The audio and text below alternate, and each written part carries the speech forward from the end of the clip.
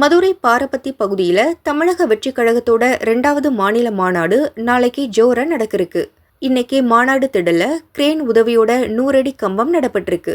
பொதுச் செயலாளர் ஆனந்த் கட்சி பணிகளை நேர்ல பார்வையிட்டு இருக்காரு.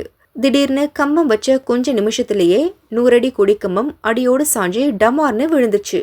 பக்கத்துல இருந்த தொண்டருங்க உயிர் பிழைக்க துண்ட காணோம் துணியை காணோம்னு தலதறிக்க ஓடியிருக்காங்க. கொடிக்கம்பம் விழுந்ததால இன்னோவா கார் அப்பளமா நொறுங்கிடுச்சு. அதிர்ஷ்டவசமா உயிர் சேதம் ஏற்படல.